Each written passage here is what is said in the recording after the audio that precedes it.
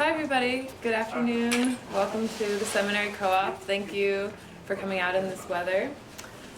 Today we're very excited for the event, and before we start, I just wanted to thank the Center for the Study of Race, Politics, and Culture, and also mention a few other events that we'll be helping with tomorrow, and then I'll hand it over to Tracy Matthews. So I just wanted to mention, first of all, we are proud to be a member-owned co-op, so if anyone here is interested in joining that, please speak with me or one of my colleagues after the event, and we'd be happy to talk to you about that. So tomorrow we will also be helping out with another event that's part of the All Power to the People part, the Black Panther Party at 50. Part of that ongoing event this weekend. So the events tomorrow will be The World is the Children's Classroom, the Black Panther Party's Oakland Community School documentary in progress, which will be tomorrow at from 4:30 to 5:45 at Saye Hall, room 021. And also in the same place tomorrow we'll have Love Liberation, 50 years of Black Panther Party history at the same place, like I said, at 6 p.m. to 8 p.m. So I just wanted to thank you guys again for coming out and welcome Tracy Matthews, who is the Associate Director of the Center for Study of Race, Politics, and Culture. So I'm going to hand it over to her, and please join me in welcoming her and the whole event. Thank you. Good afternoon, everybody. Thank you for coming out on our first official day of snow in Chicago to celebrate and hear Robyn Spencer talk about her new book, The Revolution Has Come, Black Power, Gender, and the Black Panther Party in Oakland. Again, we want to thank Seminary Co-op Bookstore for hosting us, and also the Intersectional Black Panther Party Project, the IPHP, which is a new group that was formed by a group of us, 4 Black women historians, who came together on the eve of the 50th anniversary of the Black Panther Party to talk about the need for a deeper analysis of women and gender and the role that women played in the party. So we founded this project to recover and restore women's history, women's critical roles in the organization. And we use the hashtag Changing the Narrative. We want to do that by centering women, gender, and sexuality in the history of the Black Panther Party and the larger history of the Black Power movement, amplify the varied experiences of women in the party, and share the mic with Panther women. As we've said a couple times already now, this is the 50th anniversary of the founding of the Black Panther Party, but today is also the anniversary of the assassinations of Fred Hampton and Mark Clark, Black Panther Party leaders who were murdered here in Chicago by the Chicago police with the aid of the FBI. So I'd like us to just take a moment of silence to acknowledge their contribution to the struggle and their commitment and the ongoing struggles ahead of us. A moment of silence.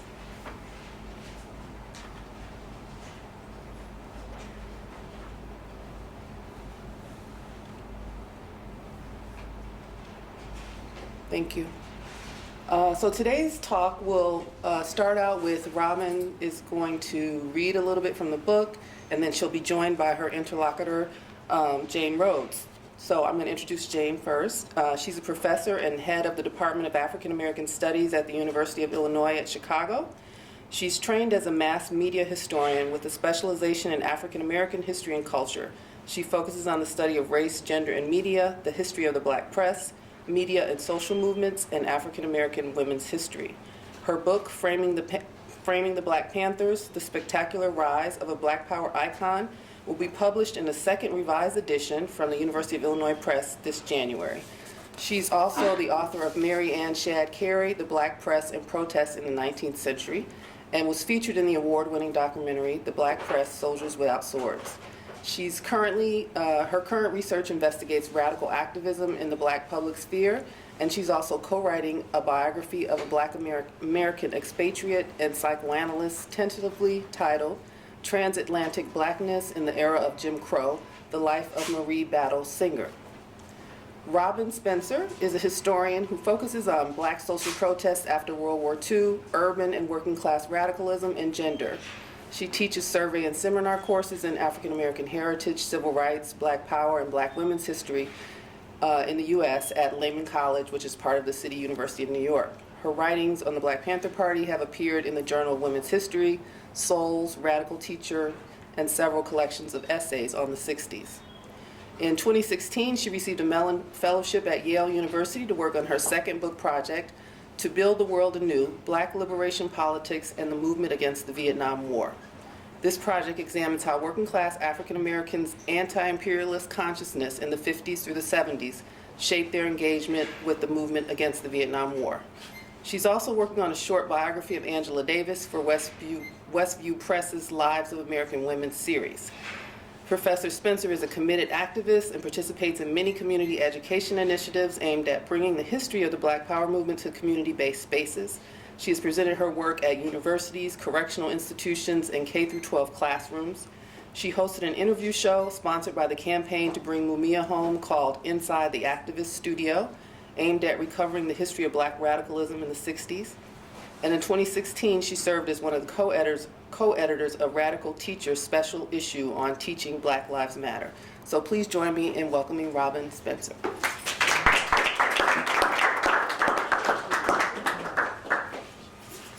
Thank you. Good afternoon, everyone. Thank you so much for coming out today. I'm so excited to share with you some of the insights from my work. This is actually my very first book reading. I signed my very first book earlier today, so it's just been really great. I'm really glad that everyone's here to be part of the moment. So I'm just going to sit for a bit and then talk a little bit about some of the ways in which the book grew out of my understanding and engagement with what was going on in my world in the 1990s, and what the implications are, I think, that the books and the insight that it has for our contemporary moment where the Black Lives Matter movement is in full steam, right? And we're kind of dealing in the wake of the recent elections in the U.S. So it's very much a book for our times, I think. So I want to just share with you a little bit about the background around my writing of the book, read a little bit from it, and then I'll be in conversation with Dr. Rhodes. So this book began as my doctoral dissertation. I learned about the Panthers when I was an undergraduate student. I was in college at SUNY Binghamton, and it really grew out of my engagement with a class called Women in Social Movements, where I was given the book Assata by Assata Shakur, which is Assata Shakur's autobiography to read. It was the first time I'd ever read anything about the Black Panthers, and I just became really interested in finding out more. I was very inspired by her struggle and her the passion that she had for justice and everything that she went through. It was like almost like a different, opening a door to a different kind of world, and I wanted to learn more. And I soon found that after I did maybe about a semester or two's readings on the history of the Black Panther Party, that I'd come to the end of the line. There were no other books, there were no other autobiographies, there was just nothing else for me to read. And I thought to myself, as I was thinking about becoming a history major in college, in graduate school, I should say, that it would be a great topic to learn more about. Now, in the larger world, you know, this is the 1990s, and me in particular are based in New York. So there was, of course, a lot of focus on things like the Central Park jogger case, and the racism in the media and describing that. There was a lot of international changes going on with the end of apartheid, Nelson Mandela being released in 1990, and South African apartheid officially coming to a close several years later. There was the WTO protests. There was a lot of police brutality around people like Eleanor Bumpurs. These are cases which maybe if you were not around at that time may not seem as familiar, but just as familiar as we are today when I say Trayvon Martin or I say Renisha McBride or Sandra Bland, something comes up, an image or a story. Those are the things that happened for me in the 1990s, and also I should say Rodney King was very influential because it was really the first moment that we had with the visual representation of all of the violence that had been going on. Of course, today things are very different where we have that visual, 1,000 times over. So those were all the influences on me as I was writing the book. And I really wanted the book to be about what I thought was very important about the Black Panther Party's history, which was its organizational structure. I felt it was very important to understand the Panthers as a political vehicle, and a political vehicle that young people self-consciously tried to build. So I was interested in how they paid their bills. I was interested in how their ideals changed over time. I was interested in the rules that govern being a member of the organization. And when I went into the archives and when I spoke to people in the process of doing the research, I found that there was actually a lot of information about this that was out there. And I felt it was just so important to challenge the way in which Black Power had been defined as a movement that was emotional, that was disorganized, that lacked the vision, that was short-sighted, and instead recover the history of Black Power as something that was deliberate, something that was deeply intellectual, something that left incredible roots that are sprouting, into trees and flowers today. We're still living in the wake of that moment. I really wanted to challenge the way scholars, activists, even lay people thought about Black Power, because when you look in any textbook today, I could have done it in the 90s, but one could even say today, there's still the narrative of the angry 60s. The good 60s with Dr. King then turns into the angry 60s with everything that comes afterwards. And I wanted to replace that anger with a sense of love and comradeship and deep dedication, which were all the things that I felt that the people within the Black Panther Party that I was interviewing and meeting, that's to me what they represented. Which is not to say that they weren't flawed, which is not to say the Black Panther Party didn't make political mistakes, but really to think about the organization in a way that could allow for that type of critique instead of a dismissal, right? So this book very much takes the Black Panther Party seriously as a liberation organization. It looks at its roots and its origins in Oakland, California. The first chapter really talks about the roots of Black Power in Oakland and what does it mean. So I want to read a little bit from a description of what happened when Black Power kind of came to Oakland, California. And of course, Black Power came to Oakland in different waves, right? The activists in Oakland were very deeply connected to what was going on in the Southern Civil Rights Theater and also regionally, right? The book also hopes to challenge the idea that the struggle of the Black freedom movement was primarily unfolding in the South, right? To think about not a South-North narrative, but a narrative that includes the entire country, including the West Coast. So this is the state of Oakland in 1966. So by 1966, the flatlands of Oakland, where most of the Black residents lived, was facing residential segregation, poverty, unemployment, police brutality. It had become a cauldron of discontent. Observers noted that the condition of African Americans in Oakland were so dire that Black dynamite might erupt. Right. And I go on to talk about the impact of the Watts Rebellion and being catalyzed by an incident of police brutality. And the idea of Oakland becoming this another Watts was something that garnered the attention of the nationwide media and of policymakers. And the question was, well, what was to be the future of Oakland? Was there going to be this Black dynamite? And I argue that the Panthers and Black Power in Oakland was that Black dynamite, right? Oakland never had any sort of wide-scale mass protests the way that it erupted in many other cities. And I talk about how the Panthers played a role in sort of channeling and providing an outlet for the type of outrage and righteous discontent that people felt by 1966 after facing those conditions.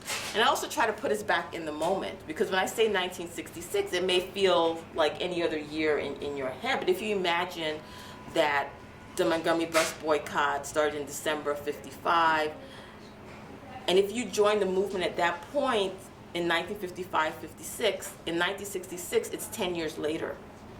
You know that your college career could have unfolded twice in that time frame. So by 1966, there wasn't a sense of a young movement. There was a sense of a movement in transition, and Black Power was the name and sort of the way in which this transition manifested itself. So in the 1960s, a vibrant movement spilled out from local high schools and colleges, neighborhood centers, street corners, spearheaded by Oakland's most dispossessed residents. They drew upon Oakland's long history of political activism to create organizations tackling everything from poverty and housing to police brutality, right? And what happened in Oakland as Black Power took root is that they held a lot of conferences. People don't associate that, like what the Black Power activists did. Well, they held conferences. But they did. They very much saw themselves as in an intellectual tradition. They very much drew on the scholarship of activism and protest at the time. Frantz Fanon, Fidel Castro, Mao Zedong. They very much saw themselves as part of this intellectual global transformation. And they wanted people to come out and hear that. They wanted and encouraged people to read and be part of that. And I think that that's really, really significant when we think about, how we think about Black Power and what its legacies were. So the Panthers get started in 1966, founded by Huey Newton and Bobby Seale. And they go out there into the larger, wide universe of activism, and they have to try to convince people to join, right? So I talk about their evolution of their initial 10-point platform and program, some of the initial activities that they engaged in, and then also how gender became a major portal through which we can sort of see the Panthers evolving as an organization.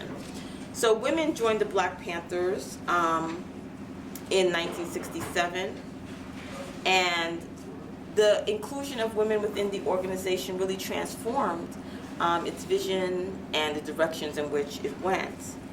So the Panthers did not simply replicate the sexist assumptions, role patterns, and rhetoric that was promoted by some Black Power activists who felt that male supremacy was part and parcel of fighting white supremacy. So the women I spoke to who joined the Black Panthers, they would oftentimes say things like, well, I tried to go join the Nation of Islam, but I wasn't into that. Or they had very strict ideals about what women should be doing and what men should be doing, and I didn't relate to that. So I wanted to be part of something where a woman could be as active and as visible as she wanted, or at least there weren't rules like that to the contrary. Right? So women started to flood into the Black Panther Party, led by Tarika Lewis, who was the first woman to join the organization. And they really helped to provide the backbone of the organization. A lot of the early people who joined the Black Panther parties were based on networks of people who knew each other. So you would ask the person that grew up with you in the neighborhood, and then maybe their younger brother would come in, or you were joining the Panthers in your high school, and you may have asked some of your friends if they wanted to check it out. So it kind of grew like that. It was an organization of people who knew each other, who had experience with each other. And when women started to increasingly join, it really brought in a broader range of activism. So, for example, some of the early women were veterans of the struggle for Black studies at San Francisco State University, and they had played a major organizing role in that, and they brought those skills to the Panthers, right? So I think that's also very important, because oftentimes we don't think about the Panthers as coming into an organization already as activists. But yet when we think about it, some of the main people that we may know, like Kathleen Cleaver, for example, was coming from the Student Nonviolent Coordinating Committee. So as the Panthers grow nationwide in this time period, I talk about the ways in which their struggle around armed self-defense sort of manifests in both gaining them traction and allowing them to be spotlighted as an organization that's standing up, and how important it was for them to say no to police brutality, to provide this alternative example. So there's a great scene where Bobby Seale talks about the police patrols that the Panthers went on and what it was like to patrol the police. And when you're reading it through 2016 eyes, you realize that when you're reading it through 2016 eyes, I really felt like, wow, any one of these things could have gotten these people, them killed, at any point. So imagine that they're there and they're with their shotguns and then they're confronting the police, and then the police have to back down, right? Because they're within the law, they're within their rights. It's just a really powerful, I think, statement. And the fact that they took that stance of armed self-defense and they broadened it from actually carrying a weapon as armed self-defense, this idea of defending yourself from poverty, defending yourself from want, defending yourself from unequal education. they started community programs as a way of defending the community from those things, right? Whether it be the free breakfast for school children, whether it be the free medical clinics, that was part of their larger apparatus of self-defense.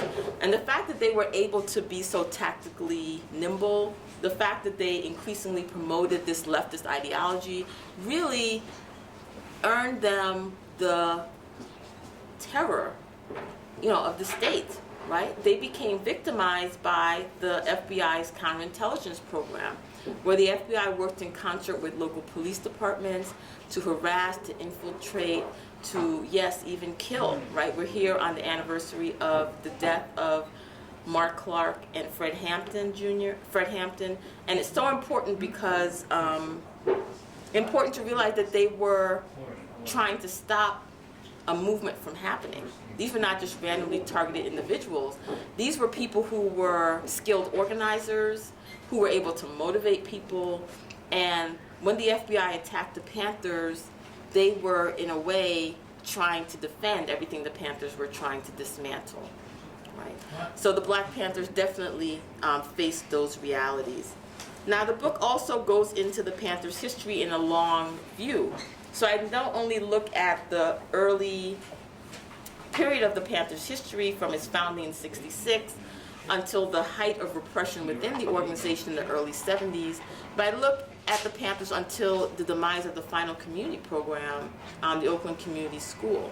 So I look at the Panthers in the '70s because it's an organization that changes, right? They're adapting to the times as the movement is moving towards economic justice, as the movement is moving towards electoral politics.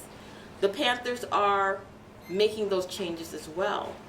So one of the things you'll find out in the book is that the Panthers created a church called Son of Man Temple. And they were like, well, if that's where the people are, that's where we're going to be. We're going to provide our political alternative to a spiritual gathering in order to, increase the amount of people that we can speak to, right?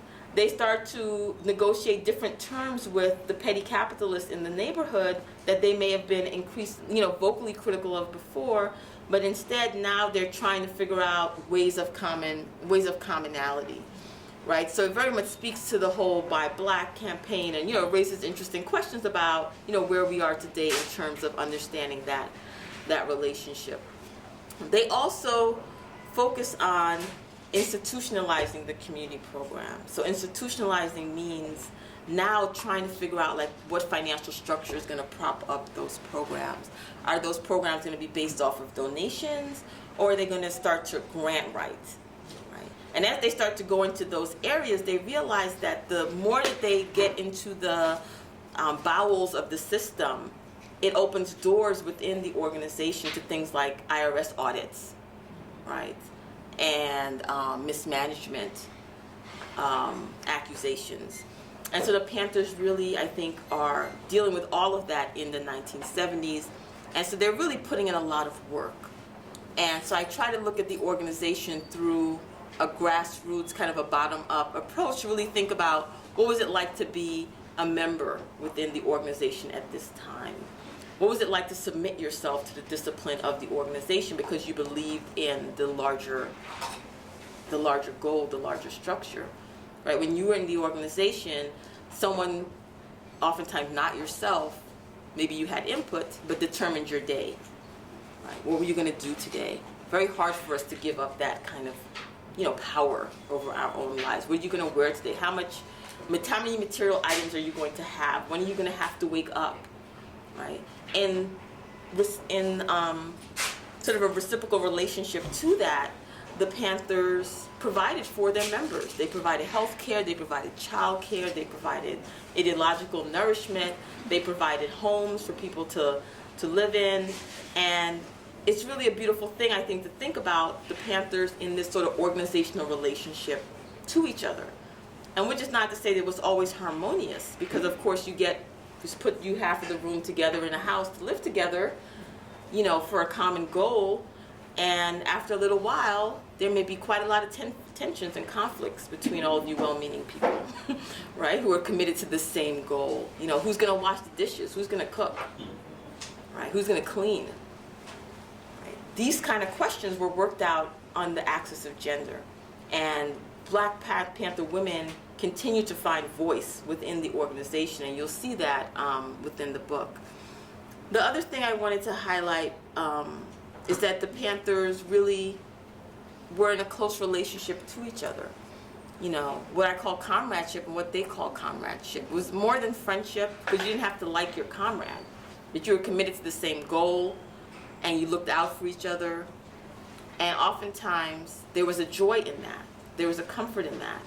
And that's important. I wanted to bring that out in the book because, again, oftentimes Black power is perceived as just being so angry, and people, you don't imagine the joy that people got out of the work that they did, or the love that they had for the people that they did that work with, the love that they had for the people that they were serving, and the love that they had for their larger community, which didn't mean it wasn't sacrificed. Towards the end of the book, you'll see people writing their resignation letters, where it's now 1976, right? Okay, you joined the Black Panther Party in 1966, it's 1976, maybe you dropped out of high school or college, it's 10 years later. Now your mind is turning to different things, whether it be family, whether it be economic stability, whether it be parenthood, whether it be, you know, you're going along the path of your life. And the question is the organization still going to be able to meet your needs as you meet its needs? Right? So you'll see that in some of the resignation letters at the end of the book. And I end the book with just a comment on where we are today. So this is a needed history. While the lament of needing a leader seems to periodically emerge from communities seeking change, the need for organizations is heard more rarely. In particular, Black power organizations are assumed to be irreconcilably different from their counterparts earlier in the timeline of the Black freedom movement. So we're told about the beloved community and Dr. King, but we don't imagine those things could have happened in the context of a Black power organization, right? There's much to learn about the organizations at the helm of the Black freedom movement of the 1960s. The nuts and bolts of the Black Panther Party's organizational history reveals the human strivings and failings of young people bent on transforming the world and themselves with the tools that they had at hand as they ran election campaign and conferences, as they staffed community programs, and as they stood up to the police. It is a story that is both heart-wrenching and beautiful, and at times heartbreakingly ugly. It is our history to examine and learn from. Right? So really, when I think about this book, it's really my contribution to a library of struggle. Right? There's so many scholars who have written so wonderfully about the Black Panther Party, about the Black Power movement, about the Civil Rights movement, and this is another way to sort of get an insight into what that time period was about through the lens of organizational history, through the lens of gender, and really taking that cry for Black power seriously. So that's what I'm trying to do in the book. So I'm happy to provide that overview before speaking with Jane a little more. Thank you.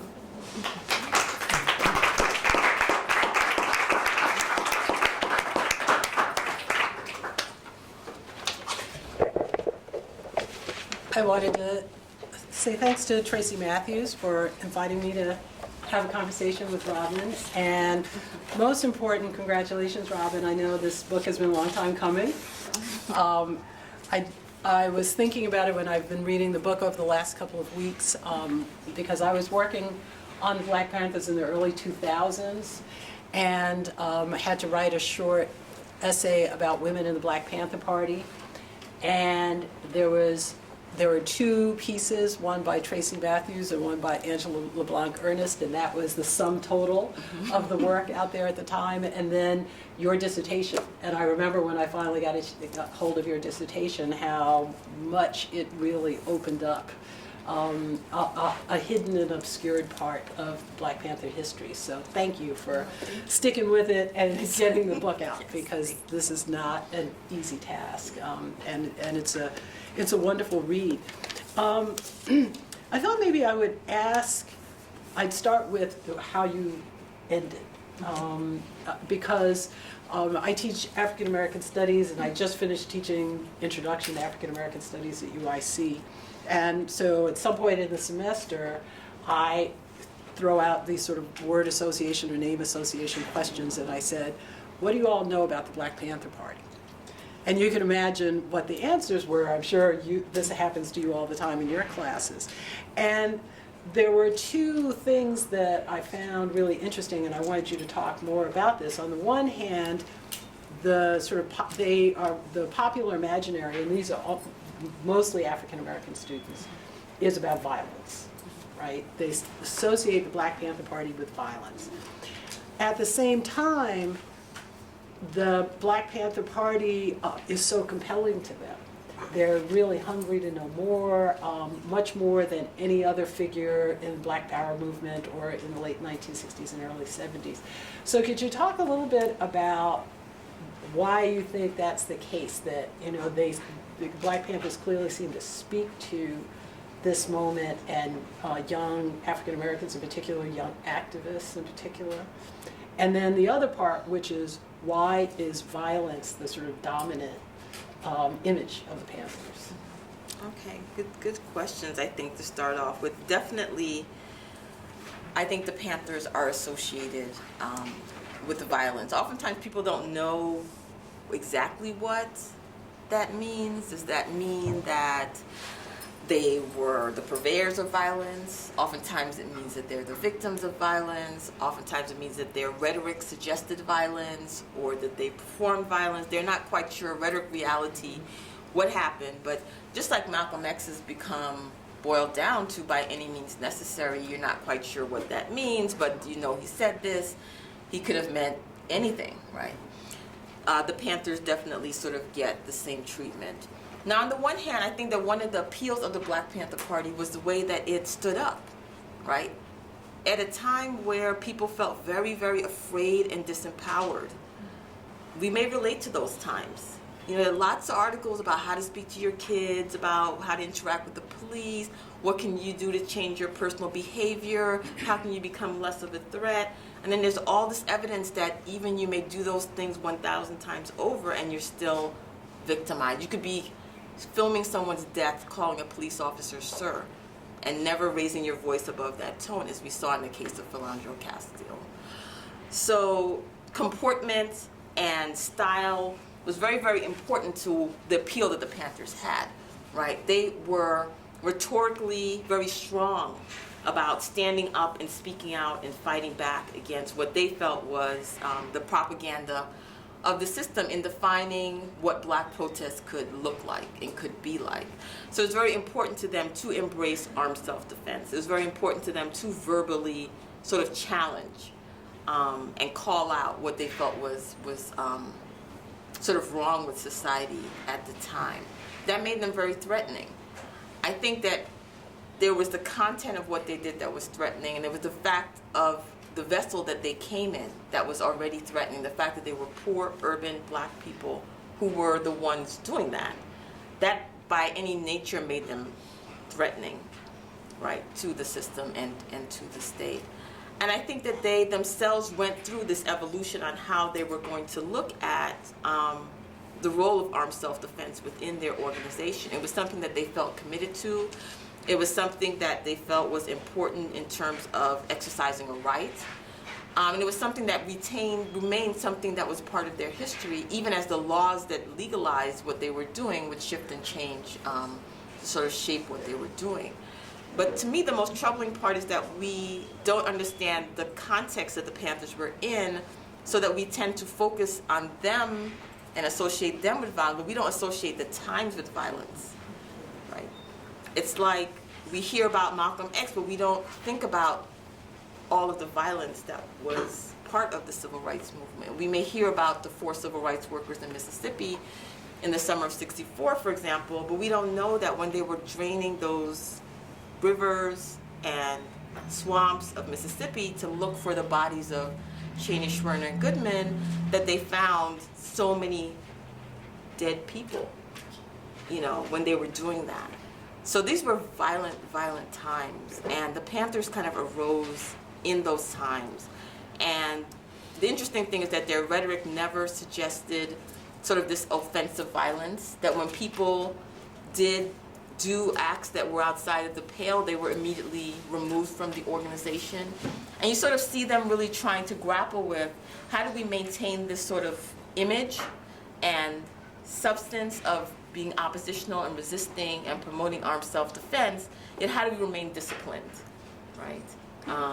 You may have somebody that's attracted to that. And then when someone comes to you and says, well, I want to be a Black Panther, and you say, well, here's your book, and be up at 5 o'clock to feed the kids, they may not have that in mind, right? So you have to transform their consciousness, all the while, promoting this idea of standing up and self-defense. So they had a sort of they had a difficult path to follow, but I think that they were remarkably successful in doing what they did. Yeah. Thank you. Your book, the subtitle, Black Power, Gender, and the Black Panther Party, foregrounds gender, foregrounds women.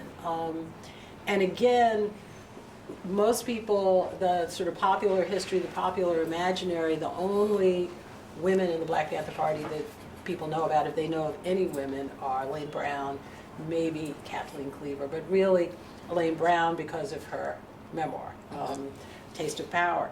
And one of the things that seems to me, and I would suspect that you would agree that Elaine Brown's book does, is to paint a pretty sort of one-dimensional image of gender politics within the party and the experiences of women. Because it's her experience, and she's only narrating what she goes through. So could you talk a bit more about that, the sort of multi-dimensional nature of what it was like to be a woman in the party, and particularly for women? I mean, one of the things I love about your book is that it's about the rank and file, right? It's not about the celebrity Panthers. It's not about the sort of marquee people who are on the posters. It's about the people who are doing the day-to-day work. So if you could talk a little bit more about how their experience is perhaps different from Elaine Brown's and others that we hear more about. Thank you for asking that. I mean, I think that oftentimes the people that we sort of, when we see or we hear about the Black Panther, it's a male image, period. Even though we may know theoretically that, okay, women were a large proportion of the members, and in fact, women were the majority of the members at different parts of its history, somehow the image that we see is a male image. And I think we don't see that male image doing things, right? We see that male image maybe posing. I think when you look through the lens of Panther women, you get to see the work that was being done by both the men and the women. And I think that was the experience for women within the Black Panther Party. I think one of the things that I love about the Panthers is their acceptance, just like any other 60s organization. Again, if we put this half of the room, in their own house to work together for liberation, we may come back in 2 years, there may be some babies, right? So people within the Black Panther Party, they had social relationships with each other. They fell in love with each other, in and out of love with each other, and the children that were produced, the organization, they were the babies, they were the cubs, and the Panthers really tried to help women who were mothers within the organization, whether it be through childcare, whether it be through, sort of accepting and centralizing that child as part of the political project. So I think that would be one thing I would say about the Panthers in terms of what it meant to feel like you were a political woman within the Panthers, because oftentimes you may be a woman and then committed to different things, but then that child comes along and it becomes harder, if not impossible, to keep all of those balls in the air. And I think the Panthers did a good job with that, and they did that because women demanded that, right? It wasn't just like, oh, what a great idea, let's do this. It was the women who said, look, we need these things in order to do our political work. So I think that being a Panther woman meant oftentimes being a mothering, being part of a collective that was in support of what you were doing. It meant negotiating failed relationships, but remaining connected, right? So this relationship didn't work out. This is still your comrade, though. You have to figure out a way to keep it going, right, in a lot of ways. And then you see that commitment even all those years later.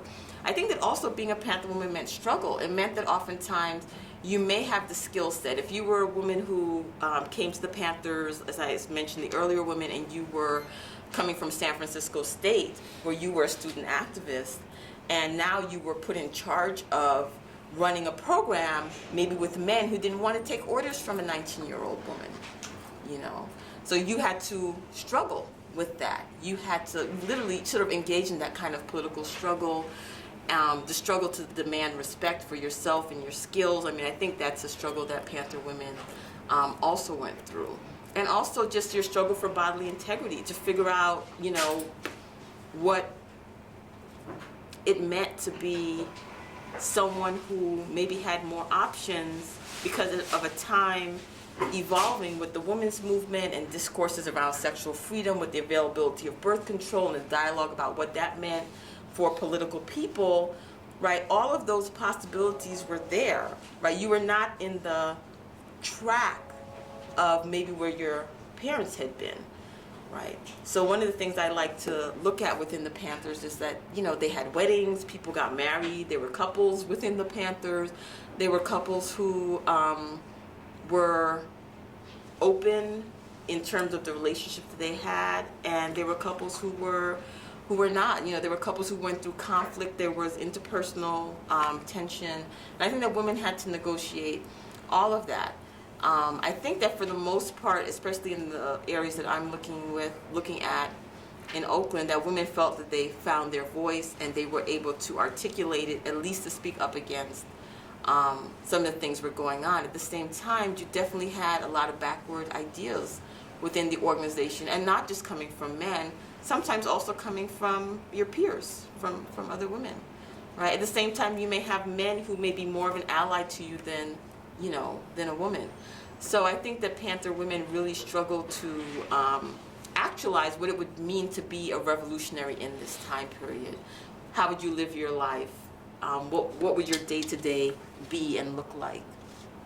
And I think that's one of the exciting things about thinking about the Panthers, is to kind of imagine that struggle being just laid bare a little bit more, to sort of see the skeleton of that. Yeah.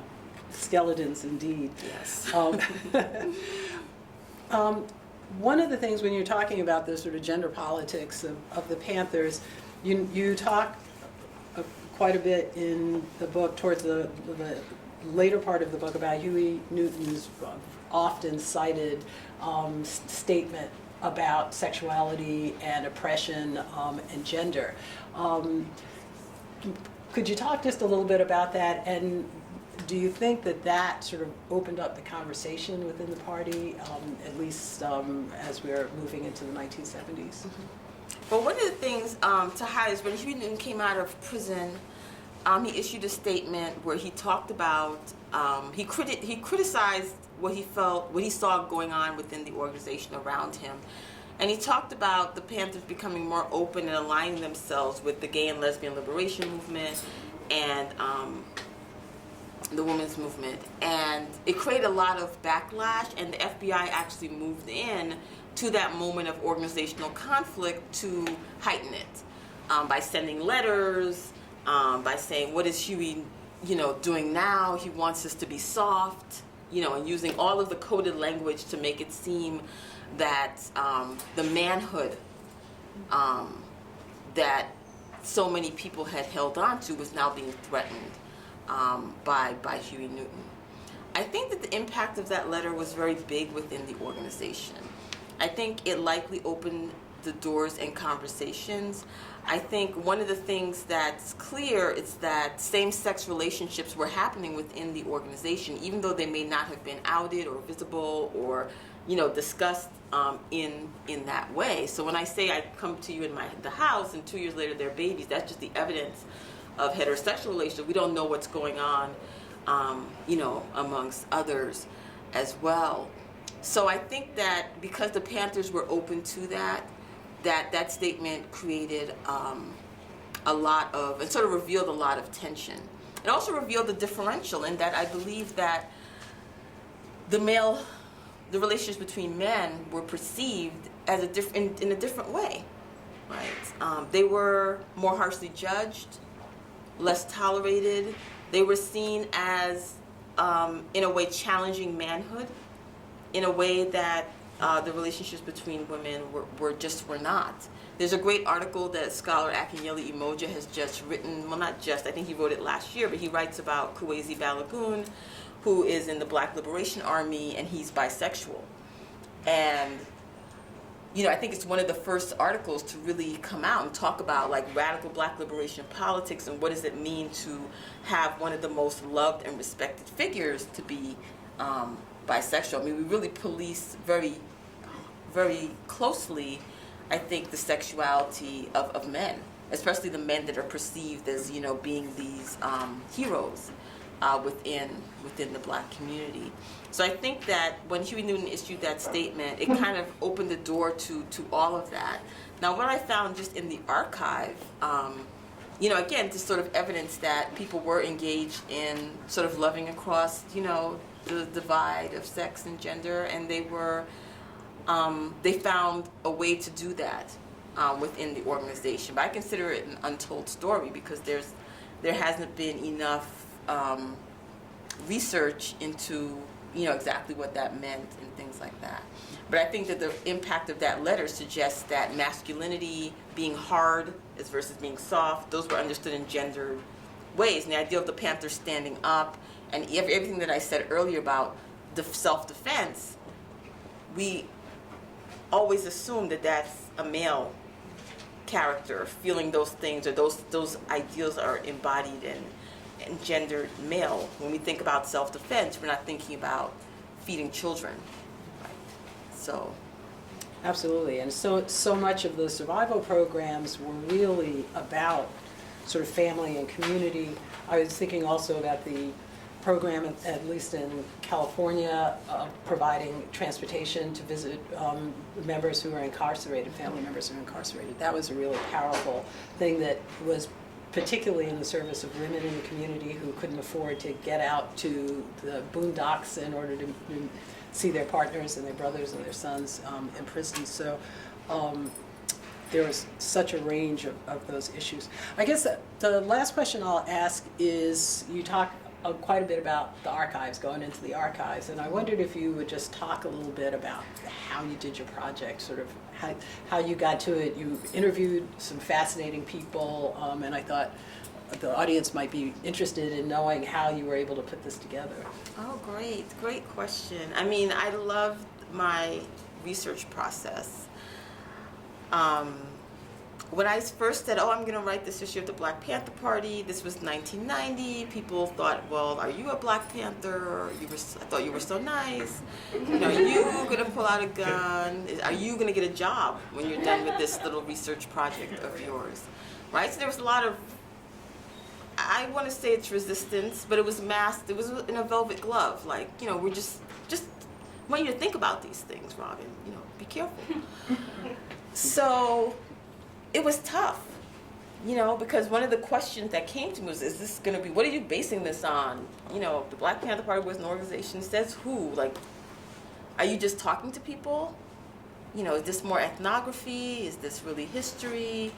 And right in the middle of all of that, the Huey P. Newton archives opened at Stanford University. And they didn't really open. The collection was deposited, and it was really the first time that there were boxes and boxes and boxes of organizational records that had been sold to Stanford Library by the Huey P. Newton Foundation, which was run by David Hilliard, former party member, very important role, and Frederica Newton, Huey Newton's widow at the time. So the fact that those records were there gave me kind of legs to stand on, where I could say, oh, look, I can go to Stanford, and I can look in those boxes and see what's there. And I was able to write to the historian who was overseeing everything, Claiborne Carson, and he was kind enough to let me in there before they had been cataloged, because unless you don't know, I mean, archival deposits can remain uncatalogued for years, for decades even, as libraries search for resources to try to see what's in those boxes. So I got a chance to go in there, and it was really an amazing process for me because I didn't go in there with a strong sense of, oh, I'm looking for these topics, so I'm going to look in these 7 boxes, and then I'm out. You know, I was like, I have to read everything. This is new. No one's ever seen this stuff before. So I pretty much read like every single thing that was in the archive, and I tried to listen to as much as I could because they were cassette tapes, they were reel-to-reel tapes. And again, the technology to make those things available just weren't there. I was able to listen to some cassette tapes, but the reel-to-reel tapes, I never got a chance to listen to. I'm assuming that they've digitized them now if they were able to find the funding to do that. So I got a chance to like hear, you know, what the Panthers were really talking about and to look at those records. And that's when it really became clear to me that this organizational history was actually another window, right, into this organization. That I could see different things, I could understand different things, that there was something to be had by looking at the folder that says bank statements. Even just to flip through there and say, well, how are they supporting themselves? Right? I found out that actually they got a lot of money from royalties on the books that they wrote. Right? People wouldn't assume that. You would say, well, are they like, you know, terrorizing vendors and, you know, robbing people or banks to get their money? But no, they're actually writing books and then they're getting the proceeds from, you know, from those books or advances on those books because people are reading those books. Right? And that was one way that the movement funded itself, right? It gives a different sort of veneer to what you're thinking about when you think about what that organization is doing. So I read those folders that said things like bank statements or health records, you know, to find out, well, okay, if you get sick in the organization, what happens to you? Where do you go for health care? What about your dental care? How do you manage to live in this organization, you know, for all of these years? So it was very exciting to do that. And then over the course of the time of doing that research, I was able to interview people. It was exciting to interview people in the 1990s because a lot of people had not been interviewed before. And when you interview people now, many of them are veterans of the interview process, and they've heard all of the questions, they have pat answers. Like, this is my first book talk. But I imagine that when it's like my 101st book talk, that my answers will be a little more, not scripted or rehearsed, but you know what I mean? It won't be the same thing as me thinking here on my feet and figuring out what am I going to say to this. And that's what it was with me interviewing people, right? They were just so raw. And some people had never been interviewed before because they weren't big names. And the nicest thing is that I got to interview people oftentimes where they live. So there were some people who had gone on and become professors or were doing well financially, and there were other people who were living in public housing and, you know, not doing so well. But they were all willing to open the doors of their homes to me and allow me to come in there and answer my questions. And those are my, you know, sort of some of my most cherished moments is doing those interviews. Over the course of time, you know, because this is a long project which stewed for a long time. And so over the course of time, more research came out. And I was able to take advantage of the scholars that were building up the historiography. And, you know, it makes it kind of an exciting process for me, right? And it really feels like the culmination, and I said what I have to say, and it's in here, right? And it just feels like, you know, it's a bit of a pause, and there's always new things, right? Because this is a book only on Oakland. We're still waiting for the national study of the Black Panther Party, who's going to tell us like the Black Panthers in the South, right? We want to find out about that. We want to find out about the children who attended those programs, and what about that? Some of the scholars here today are working on a documentary on the Panther school. Like, what was it like to be a teacher in that school or a student in that school? There's so much, I think, to still be uncovered. And so it's really a great process, I think, to have taken on the little pieces that I've had in order to complete the book process. Can we open it up to questions? I don't want to, you know, we can keep talking for hours, but you all, please. Oh, yes. I was in school in the Bay Area in those days, and let me tell you, when I came over here in the snow, the last thing I thought I was going to find out today was that the archives from the Panthers are at Stanford University, number one, and number two, that they paid for. That's deeper almost than the Martin Luther King story with his archives and the King family, but that's another issue. Even though you said, and our good co-host told us that one of the reasons she liked your approach to this book is it was about the rank and file. But I knew the name of Huey Newton was got to come up somewhere along the lines. Okay, so you mentioned in your early remarks about one of the reasons you wanted to do this work was that you didn't want to see the Panther movement and these other more positive, if you will, from a historical perspective, aspects of what they did get dismissed. But one of the reasons, as I'm sure you know, that they got dismissed with time is what went on with Huey Newton at the end and mentally.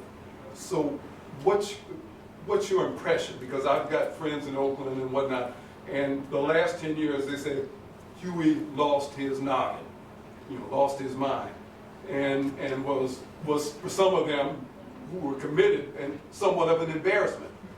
What's your take on Huey Newton? I don't know if you interviewed his widow, but as you look at Huey Newton now and his whole life trajectory, what do you think about what happened in the last 15 years of his life? That's a good question. I feel like Huey Newton is still awaiting his biographer. Huey Newton, I think everyone agrees that the Huey Newton that came out of prison was not the Huey Newton that went into prison, right? We have to remember that he was arrested and incarcerated almost a year to the day of when the Panthers were founded. And then he was in prison, he came out, and then he went into exile for 4 years in Cuba. And so when we think about Huey Newton, who he was and his impact, we have to keep that in mind. And the Panthers spent much of the time when he was in prison making him into an icon, Free Huey, so that people would rally around his cause. So I try to keep all of that in mind. I mean, when Huey Newton came out of prison, on the one hand, he was heralded, right? He was put on a pedestal. He was out. He fit the visual image of the handsome returnee, right? That everyone wanted to protect him. They were hungry to hear what he had to say. Some people had joined the organization having never seen him outside. And when he came out, one of the first things he did was he went on a college tour. Again, these are things that people don't know, but he went around to speak at colleges. And he realized that he was a disappointment. The audiences felt he was a disappointment, and he felt that sense of that.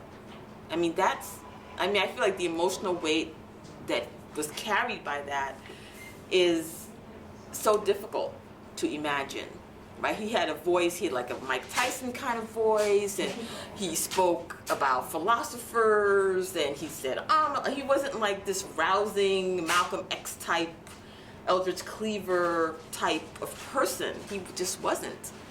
And people were a little confused by that.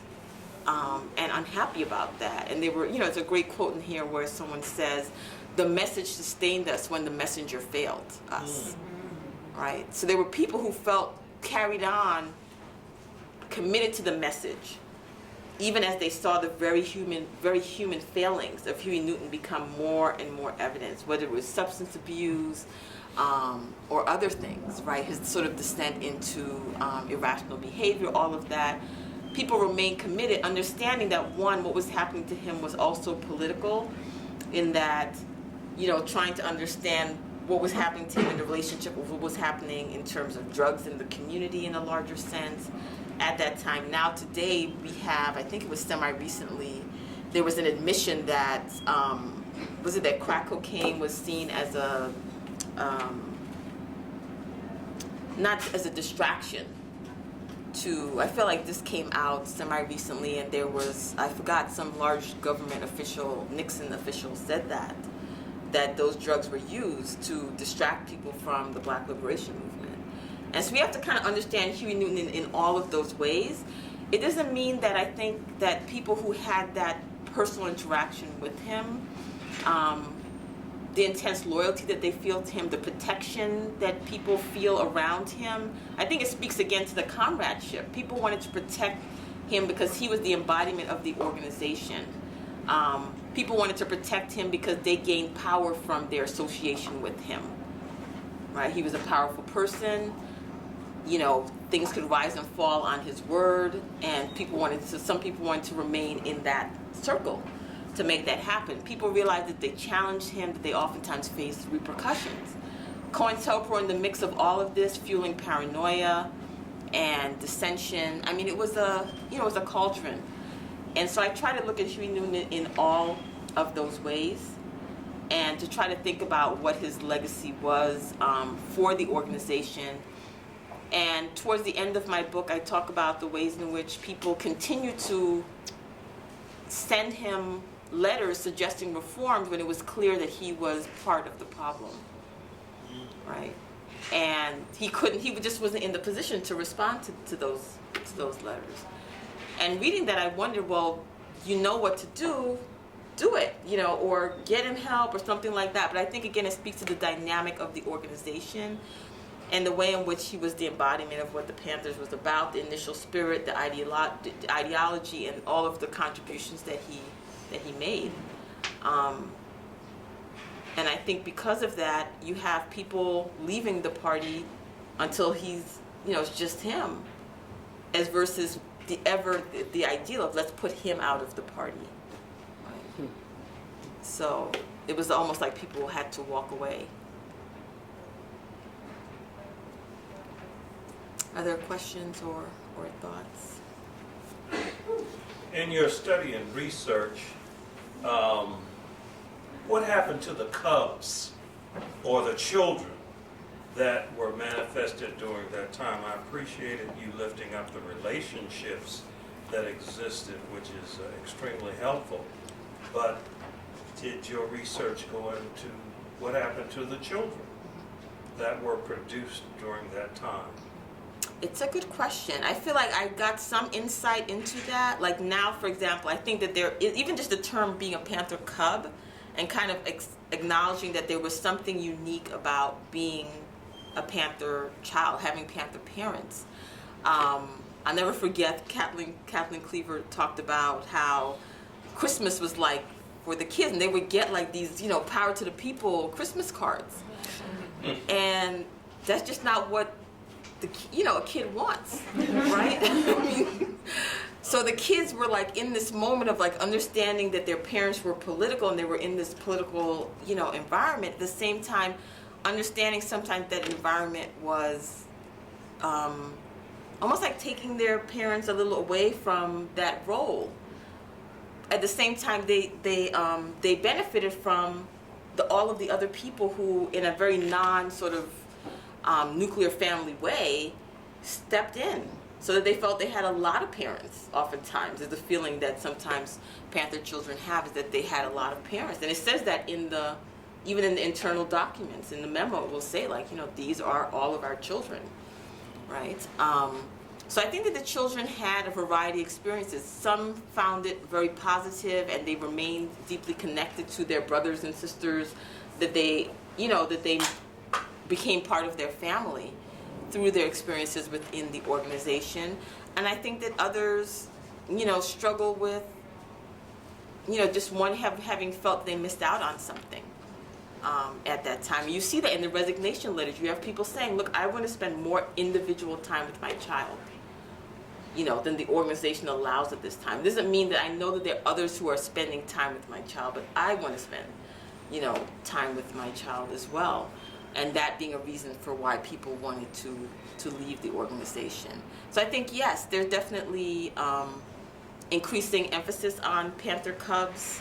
At the same time, I think there's such a diversity in what that category means that it's hard to use it as a unambiguous political platform, right? Because the children of Panthers may not imbue or embody the politics of their parents per se, or, you know, have more insight into the legacy of the organization than others. So it's an important distinction to kind of think about. I think there's a documentary. I think there's a website. If you look up Panther Cubs, I think there's a website. There's reunions. There's really the attempt to kind of bring people together to really talk about what it meant and what it meant in different places at different times also. I have one follow-up question. In view of the celebration of Mark Clark and Fred Hampton, as she articulated, have you seen any juxtaposition of the Panther Party in Oakland with the Panther Party here in the Chicagoland area? Remember Ed Hanrahan and those guys and what they did at that particular time. But, with your focus and research, was Oakland doing A and Chicago doing B? Or did you say, 1, 2, 3? Or did you see anything that jumped out in your research for the uniqueness of what happened here in the Chicagoland area versus what happened in Oakland? That's an excellent question. I mean, I feel like on the one hand, yes, it's very true. Kathleen Cleaver says that the Panthers were a network more than an organization. In other words, they were a network. They grew up in different places with their own origins. It wasn't that Hugh Newton and Bobby Seale dispatched people around the country to go start Panther chapters. People around the country said, we want to be part of this organization. We've already been doing X, Y, and Z, or we are a new group and we want to join the organization. So yes, definitely, Oakland was doing A, Chicago was doing B, New York was doing C, Detroit was doing D. We definitely sort of see those differences. At the same time, the Panthers worked very hard to sort of create networks of commonality around what chapters did. It wasn't just willy-nilly. It was highly organized, right? So you had to sell the newspaper, right? You had to maintain understanding that Oakland was to be the national headquarters, right? You wasn't like, okay, here in Chicago is our regional leader. No, it was very top-down in that way, and that was part of the tension that was there. So I think that people in Oakland had a lot of respect for what was happening in Chicago because of the leadership that came out of here. Also, the ways in which people were able to maintain cross-racial alliances here, right? The Panthers did that in Oakland, but in Oakland, a cross-racial alliance meant something different than what it meant here. Right? In New York, it would look different as well, thinking about who's aligning themselves together. So I think that the uniqueness of Chicago has really been captured. There's a great book called The Ballot and the Bullet by Jacoby Williams, and he writes specifically about the Panthers in Chicago. It's a great local history that sort of also looks at electoral politics and just the long roots of what the Black Panther Party meant for Chicago in particular. The Ballot and the Bullet, Jacoby Williams. Other questions? Yes. I have a question about, just a small question about physicians and getting health care and stuff when it came to having doctors and knowing who to trust. Was it actually Panther members that were doctors that were like, okay, we trust you, or did they reach out to other organizations that were established as allies? How did that, is that in your book, how that worked maybe? A little bit of insight. I think that there were sort of, in the underground, I think there was a whole network of medical help that people could get. In the Panthers in Oakland that I found above ground and things like that, there was an attempt to align themselves with doctors who would volunteer their time, right? So oftentimes it wasn't actual Panthers who would become doctors, even though you had Panthers who had medical knowledge. But it was oftentimes people who were in the health fields who would be willing to donate their time to these health clinics and things like that. And especially because of Oakland's proximity to Berkeley and Berkeley's connection with the white student movement, there was a lot of kind of alternative clinic. There was a whole alternative clinic movement happening at the time.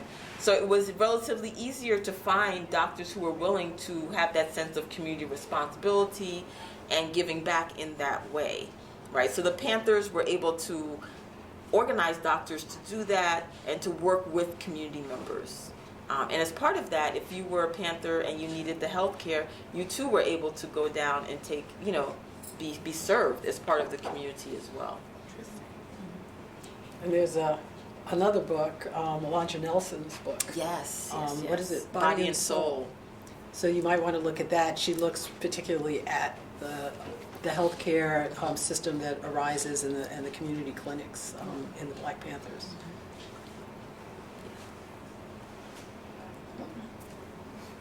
Hi. I'm curious to know, in your research, have you found any remnants of the Black Panther Party at work today, whether in thought or in action? And a subset of that question would be, did you see anyone get involved with the new Black Panther Party, perhaps even the connection to the kids of the original Panthers? That's a good question. I'm going to start with the last one, maybe. I think that, again, as I said with Panther Cubs and just ideological differences, the new Black Panther Party is an organization that arose with roots in the Nation of Islam and Khalil Muhammad. And it kind of grew up in a different milieu than the Panthers, and they adopted different elements of the Panther program, but not in a whole-scale way. And because of that, there was a lot of tension between, and there remains, I think, some tension between what people call themselves the original members of the Black Panther Party and the new Black Panther Party. I think they were even sued at one point for the name. So I think that the new Black Panther Party, despite its popularity in some regions of the country, I think that there are stronger chapters in the South, like in Texas, for example, Atlanta, maybe another example.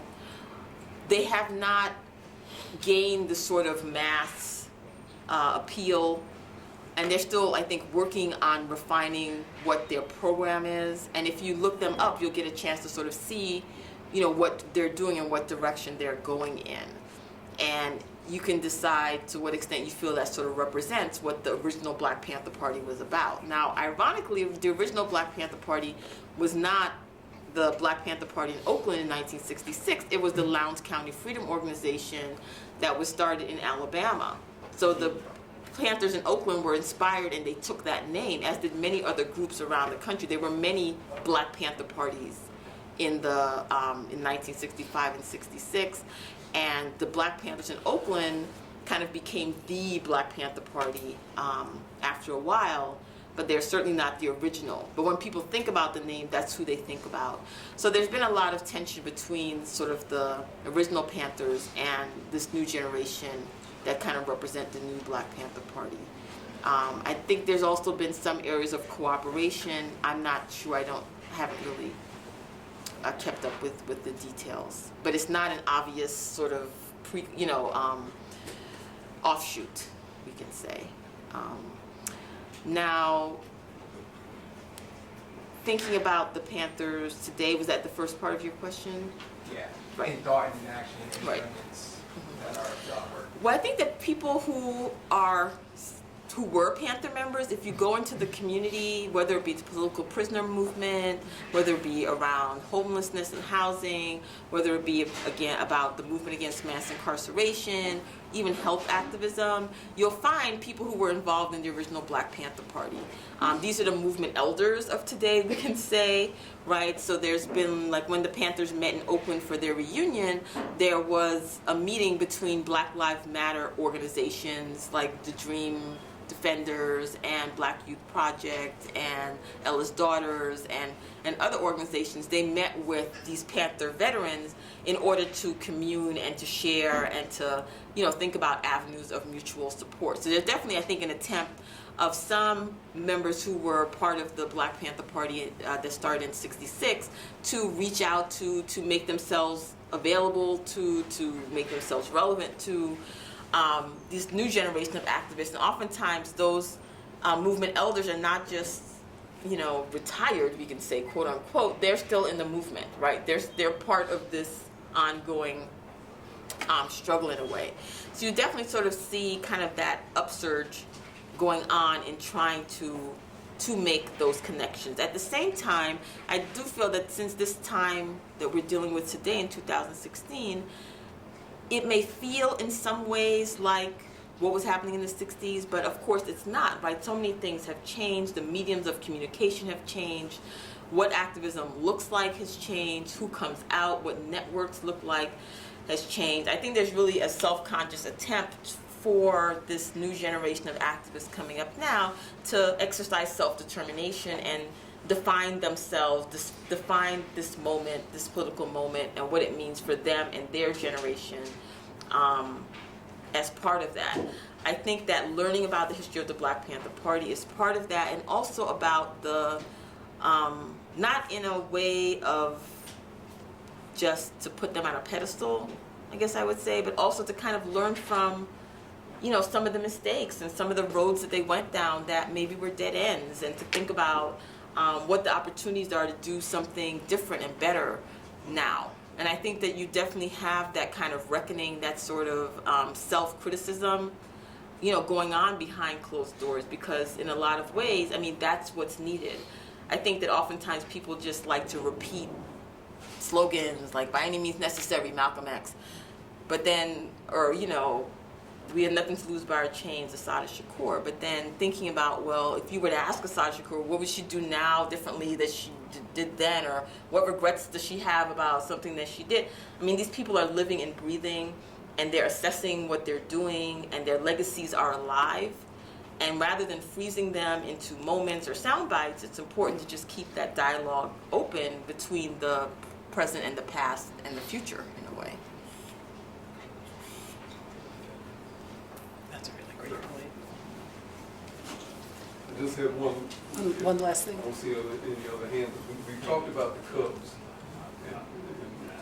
but I wanted to talk about the seniors, that what you found out, because when we hear that the focus of your book is the rank and file, I'm reminded from those days of something that some of the current day radio commentators and talk show hosts had put on the agenda here in the wake of the Donald Trump election, and that how this was poisoning so many Thanksgiving get-togethers amongst families.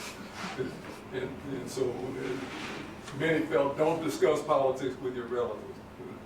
Well, in a similar way, having lived through that, particularly for the rank and file folks that I knew, the decision of young people at that time to join the Black Panthers, to be in it, split a whole lot of families, because their folks thought, you know, for reasons, and most of the people in this room know, you're absolutely out of your mind. Just, I still love you, but you're out of your mind.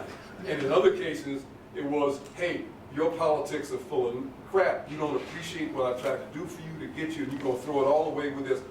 So now, a generation or two later, what did you hear from the seniors, and how the relationship with their families are now, and now they got kids and their brothers and sisters, because it even got split along fraternal lines as well. Somebody in the Panthers and your brother just signed up for the U.S. Marines and is going to Vietnam, and believing in why he's going to Vietnam. Definitely. Excellent question. I mean, I think, yes, definitely. I mean, people talked about, that's why the Panthers had to become a family to people, because they oftentimes lost their family. And as I say, I mean, if you're a high school student or you're in college at a time where fewer than 5% or 7% of Black children have that opportunity, your mom and dad may not want to hear that, you know, that you've dropped out now to join this radical political movement, and by the way, I'm moving out, you know, going off to live in this group house with this group of people right here. So I think that the Panthers definitely split, Panther membership definitely split families, and I think that oftentimes the FBI made that even worse. People would come and would tell me that the FBI went to their parents and said, oh, well, she's a nice girl, what is she doing, mixed up with those, the equivalent of thugs, you know, today, whatever word was used back then. You know, the FBI was also part of those entanglements. And I think that today, even though there's a pride around the activism that is oftentimes intergenerational, I think there's also the fear, you know, of the differences of these times, the violence of these times. Again, it's a violence that oftentimes doesn't get described in those ways. But I think that there are a lot of people who feel like, one day they can become that hashtag that we're talking about on the news. And it doesn't matter where you live or what you did, but it could just be you in the wrong place at the wrong time, and then it's you. And I think that a lot of Panther parents today are feeling that in the moment, that legacy of struggle, that fear that their parents likely felt for them as well. And also I definitely advocate for people and the elder Panthers that are among us, because oftentimes we'll say by any means necessary 100 times and ignore the Malcolm X in our neighborhood, the person that we could get information from, the older guy we could interview and find out what he did and why it was important. At their funeral we'll find out, oh, that was the founder of this organization, or they did this or that, but we didn't value them when they were here. So that's part of my project, is really to put the emphasis on the ordinary people who don't have the big names and the big money that goes sometimes with that, and highlighting their contributions. Yes. I have a question. So for the people you interviewed, did they speak about the effect that they had on people in their community based on what they did as Panthers? So for instance, people who may have served breakfast to children and who may be for school, and people who may have taught at the school or who may have worked in the clinics. Did they ever encounter people, any of those people afterward, who commented on their experience with the Panthers? Definitely. And I feel like when you go to areas that were organized by the Panthers, or where the Panthers organized, there's such a strong legacy. I think that there's kind of the idea of the Panthers writ large, as this sort of nationwide iconic group. But then when you go to the neighborhoods, people will say like, oh, I attended the school, or, that had a big impact on me. Barbara Lee, who's in Congress today, talks about what it was like to work on Panther election campaigns. I think that that's what kept people going, right? That's how you ignored what was happening at the top. It's because the people that you saw every day, you felt they needed you.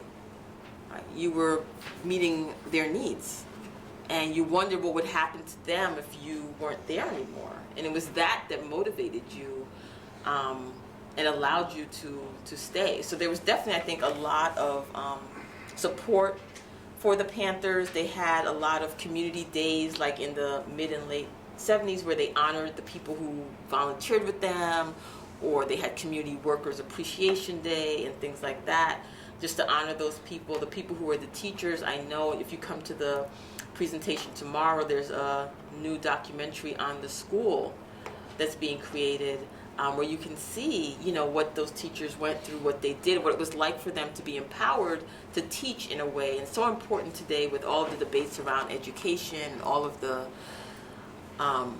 appointees becoming visible, and all of the questions about what does this mean for the future of public education in the U.S.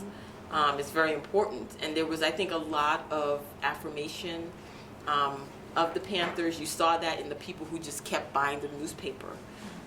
The people who, even when it went from being a very thick, very rich document to being something a lot thinner, right? People continue to support in whatever way they could.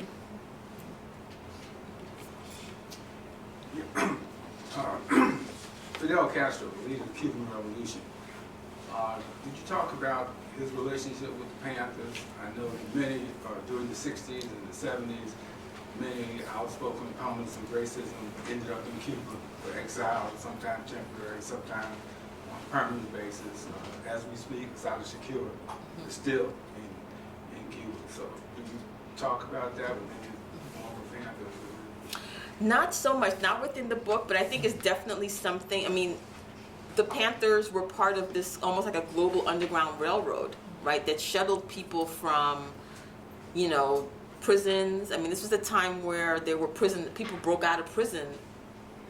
It wasn't unheard of compared to today. Surveillance looked different. Possibilities were different at that time.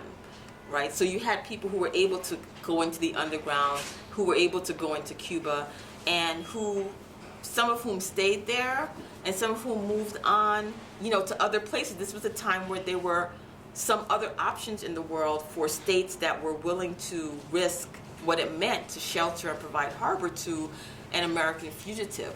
The number of states who are willing to do that nowadays is a lot smaller. The number of the options for people who are, fugitives is a lot thinner.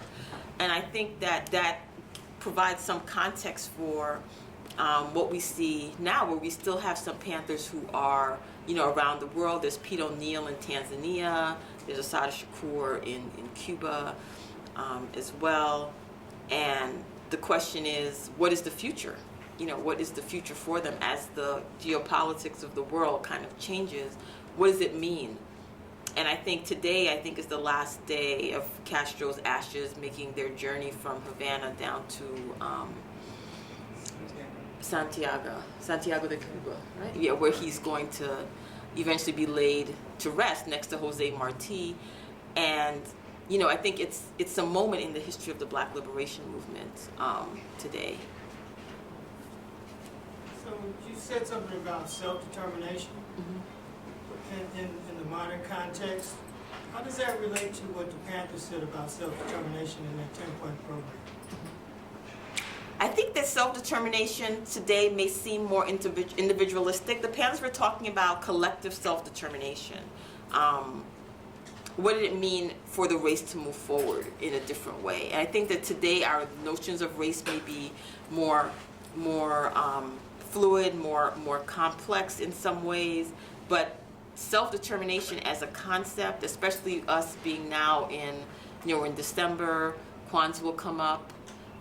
People will be talking about self-determination as one of the principles of Kwanzaa. And I think that the heart of that is still there in terms of how people today think about and talk about self-determination. Let me just go a little further. In the context of human rights on an international platform, which is what the Panthers framed their reference to self-determination, getting a hearing at the UN, Black people are part of the global world. And what Black people did in America impacted all oppressed people across the world, which is why the Panthers were received so well across the world. So, where in your book do you talk about the radical political ideas of the Panthers?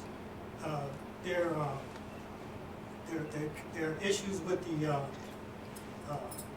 economic structure that oppresses people across color lines, across gender lines, across. Do you talk about any of that in the book? Yes, ideology is very important to the sort of the progress of the book. Like, for example, you can see ideology in how the 10-point platform and program changed. At first it says the robbery of the white man of the Black community, then it says the robbery of the capitalist of the Black community. The last 10-point platform and program talks about the people's control of modern technology. So as these organizational documents are changing, you can see the changing ideology. As the structure of the organization is changing, you can see the organizational shift around ideals about what does leftist politics mean, right? So you see the Panthers moving towards a Marxist-Leninism to more of a community-based organization that's trying to provide models of socialism within the communities to sort of demonstrate to the people what's possible. And that's how I talk about their community programs, for example, that the community programs are supposed to be not just providing a service, but it's supposed to provide an ideological challenge to capitalism, to sort of say that, what does this mean? Survival programs pending revolution. Right. In 1968, I was a member of the Black Panther Party in the state of Illinois, and we find it very uncomfortable that so many scholars and authors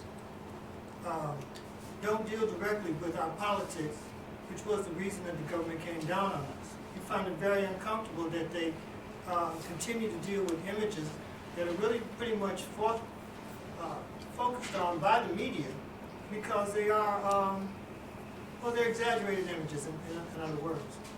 We struggle with our image. You wouldn't know a Panther in the room with you unless you talk to him most times. So we have activism on all kinds of levels in our community. We've always had it. We are people that were taken from our homeland and brought here in forced labor camps for 400 years. Resistance is part of our nature.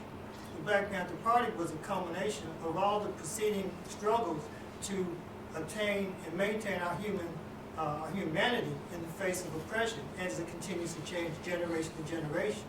The white people that created this country had a plan in mind, and they're sustaining themselves with that. They continue to oppress people of color, and they continue through their economic system to exploit people through their economic structure. So it's nice that you would pick out certain elements, and we find scholars picking certain elements to discuss, but they seem to always leave the radical politics out of it, which is what got us in trouble, which is what made the government realize that we were a threat to them. Because we talked about a popular revolution, and we talked about all oppressed people, races, genders, and the whole thing. So we really were a threat because we threatened their ideology. We threatened what they continue to persist in. They could have enslaved the Native Americans. They probably wouldn't have imported Africans to do it. So, I just found it a little eerie that the 10-point program doesn't have a bigger role in all of these discussions about the inner workings of the Black Panther Party.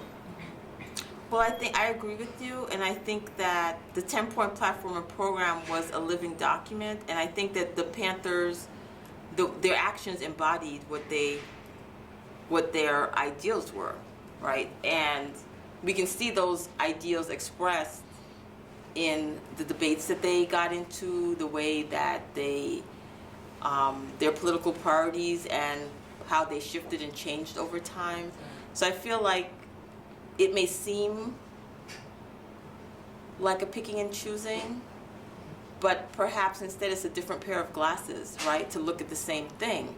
Because in a lot of ways, when the Panthers engaged in actions, those were ideological actions, right? So the police patrols, for example, the survival pending revolution, the community programs, all of those were meant to oppose. And they were understood in that way, which is why the federal government came down on them the way they should. Hopefully, you'll find my book a little different. Well, I appreciate your talk so far. After I read it, I have some more questions. I know you will. And let me just endorse that the book, because I've now read it, does do much more, I think, about carrying the sort of political and ideological thread through, as you suggest, rather than some of the other studies that have come before it. And I just also wanted to add that, and based on what you just said, that the 10-point platform and the radical underpinnings of that is so much a part of contemporary movements also. If you look at the platform for the movement for Black Lives, if you look at, everybody is really borrowing, as you suggest, from that same sort of intellectual structure about mapping out what rights are, what human rights are, what social justice is. So the Panthers, I think you do a marvelous job of sort of showing how that comes through and changes over time. Yeah. But it's an ongoing process. Yeah. I appreciate that you said that the 10-point program was a living document, and I think that we all need to consider this short period of time and the development of this 10-point program and its presentation to the world, and then its evolution over a near 79-year period of time to a document that then leads much of the thinking and the sentiment with struggle. And when it comes to Huey, the majority of the Black Panthers who I've spoken to around the country, and especially those who were there with him, lean very heavily towards he was a different person who came out of prison. All 3 times he was incarcerated, that he was different, and at the last time he was very dramatic, and that he was very traumatized by the number of deaths, the murders, all that is going on all around him. So I just wanted to, speak to that.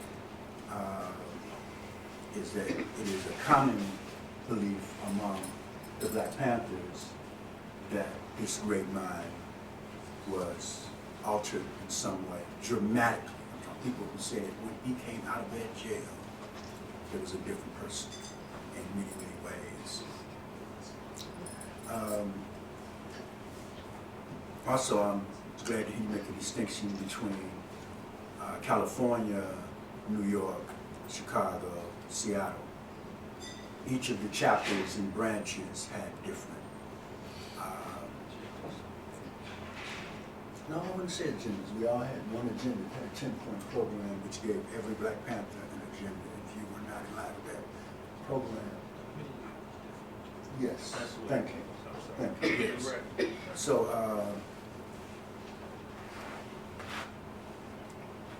it was just one. I'm the father of 3 young women. My wife was also a Panther from Chicago, and so it's a subject that is dear to us. Tupac, the hip hop generation, and its rebellion now is just really an important subject. And so I just wanted to just talk about that the Panther Cubs is mostly something that started here by young Chairman Fred Hampton and pushed, and Emily, because this is your, I don't want to go into it. But what I'm finding around the country is that a fair percentage of the children of Black Panthers were children who were denied certain innocence, and so came up with political consciousness that was part of their lives. And if I may say where the Panther Cubs might be going, we want to classify them. My daughter is now my boss in the movement. And she's like, Dad, on gender issues and all of that. And so welcome your scholarship, your study, and there's a lot more coming. This is just the beginning, but 50 books on the Black Panthers, and maybe a couple of thousand that, I think I heard somebody say a couple thousand, is it? In the Civil Rights Movement, but just like 50 or so, I believe, on the Black Panthers, and so there's a lot coming. And also I'm part of the Black Panther Party Michigan chapter, the Michigan branch, History Project, which are coming up around the country to get the stories, because there are a lot of wonderful stories about victories of Black Panthers that we've heard nothing about. Just amazing stories of people impacting their communities. Oh, wonderful. Thank you for sharing that. And I should say there's definitely a lot of work that you can find online that Panther veterans are putting up, whether it be there's an alumni chapter of the Panthers in New York, there's itsabouttime.bpp.com, where you can find people's tributes to people who have passed away, fallen comrades, and just bring up their stories, or the continual support of Panther political prisoners who may still be incarcerated, to different elements of just the very human story. I mean, I think, as I said in the beginning, the Panthers were connected to each other in a way that remains, like the bonds there, I think, are just so strong. And you can see that, all these years later. I saw your hand, you were trying to say something. Yeah, did any of the Panthers that you spoke with, did their positions shift? So the way they look at their experience in the movement when they were younger versus now. And I was specifically struck by when you said there were some that prosper economically. And if that is, in conflict with what they thought, now that they're benefiting from capitalism, essentially. So just their evolution, essentially. I'm just curious about that. One of the things I found is definitely, people's perspectives changed. Not to say their politics changed. I think there are few, of course there are always people, but there are fewer people whose political commitments change. Maybe the way they manifested it has changed, but I feel like there was kind of radicalization of how they existed at the time. A lot of people talked about just feeling literally the revolution had come and the world was not going to be the same. And maybe it's the same way I felt like when I remember seeing Rodney King on the TV. You couldn't have told me that was going to be routine. That was going to be nothing, in X amount of years, right? So I think there was the understanding that the time that they were living through, they were giving everything to change that time. And there was a sense of they didn't know if they were going to make it in terms of their lives or if this country was not going to be the same after that, right? So that's why I think the motivation for the struggle continuing. Definitely, I think that there were some people who came into the party maybe with a different kind of economic platform that allowed them to keep going after they got out, but there were people who were incarcerated, lost years of their lives, people who were still suffering the hit on their records, and their ability to gain employment because of their membership in the Black Panther Party. It's very real. There was no health care when there was no pension. You were not accumulating a pension when you were working with the Black Panther Party. And as members, get older, that becomes an issue. So yeah, there's definitely, I think, that economic struggle. But even still, when I go to, for example, the reunion in Oakland, and you see people who just kind of defer to each other. It's not that, okay, you're a big professor now and I'm, I wasn't able to finish my college education. I think people just relate to each other based on the history that they had, which of course doesn't mean that there's not tensions or issues or anything like that, but I feel like those hierarchies are there, but it's like a community hierarchy. It's like that Thanksgiving table, where not everybody's gonna get along, but everybody's gonna come to the table and be there and sit there. So you definitely sort of see that. I know, like, one of the major, I think, shifts, I think Eldridge Cleaver, when he came back from exile, I believe he became a Republican and all of this. So you kind of see those changes sometimes in a few figures, but you don't really see, I feel like the majority of people, especially at the rank and file level, have remained steady their commitment to radical politics. I think we've run out of time, but there's book signing to happen. And since I'm sitting up here, I'm going to have Robyn sign my book first as a model, and let everybody else bring your books up and get the signature. And let's thank Robyn. Thank you.